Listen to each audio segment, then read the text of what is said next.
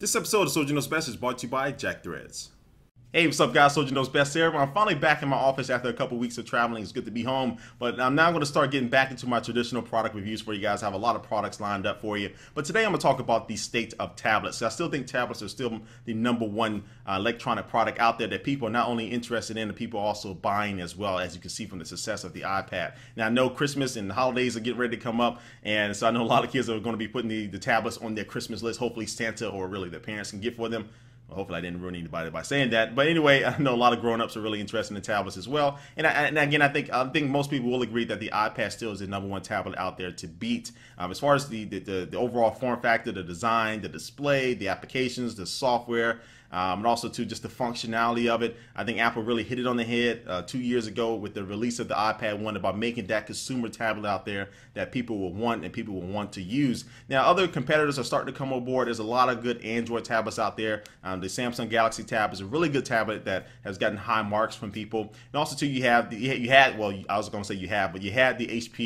touchpad, which is now dead. But also too, you have the BlackBerry Playbook, which I still think is probably the number 2 tablet or number 3 tablet out there. That's my personal preference. But companies are starting to get on board. Now, one of the things though that makes the iPad, I think, number one, is still number one, is just the marketing of it.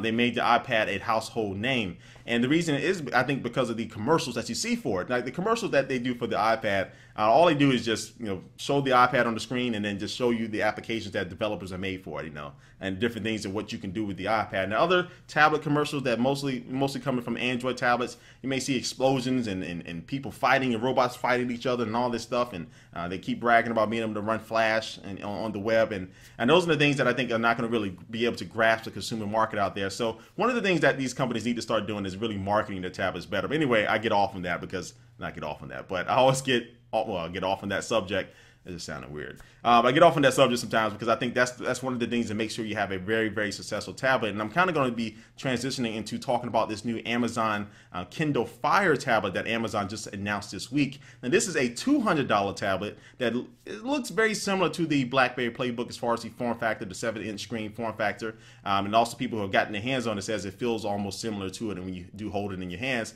But this is an Android tablet, but when you first look at it, the UI doesn't look Android at all. They have their own custom UI and custom skin on top of it. And I think this Amazon Kindle Fire, some people have been asking me for my thoughts about it. I think it has a very, very good chance to be a big winner because some of the videos that I saw on it, you can find some videos on Engadget.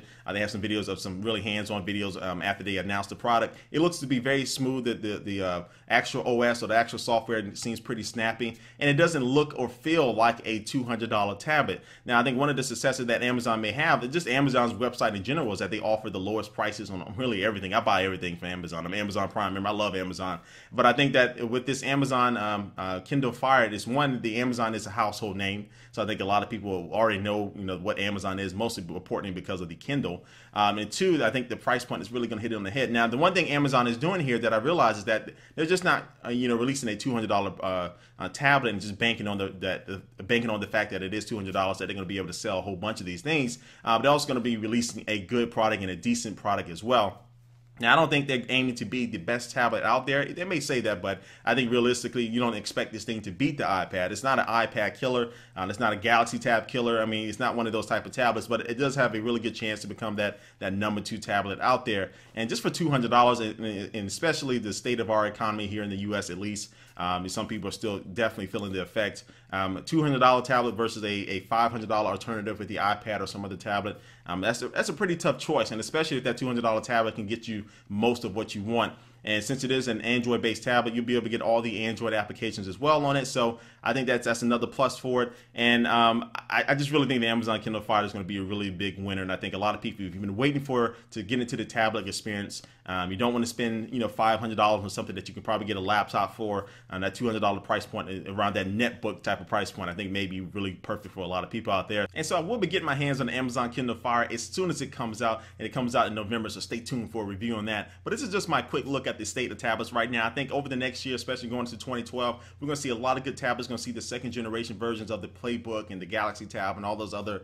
alternatives to the iPad. Now, we'll also see an iPad 3 too. So Apple may still be able to continue this dominance in the tablet world, but I think a lot of these companies are really starting to get on board about what makes a consumer tablet work. So anyway, guys, before we totally head out here, it's going to take one last look at our sponsor for this video, and that is Jack Threads.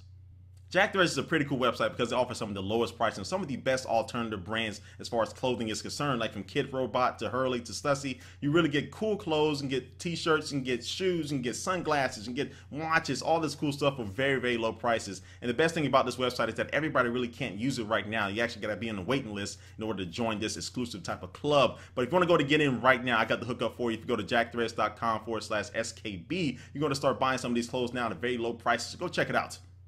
But all right, guys, again, this brings the end to this video, but also I'm interested to see what are your favorite tablets. Please leave a comment down below about your top 3 tablets out there. And also to check out my boy Ty from Ty's iHelp. He's just now joined the Revision 3 family. So welcome him. Check out his channel here on YouTube. And also you can find his new videos on revision3.com as well. It's always good to have him. He makes a lot of cool videos, especially a lot of cool jailbreak videos as well for all of those in the jailbreaking community. But anyway, guys, again, thanks for watching this video, and I will catch you later.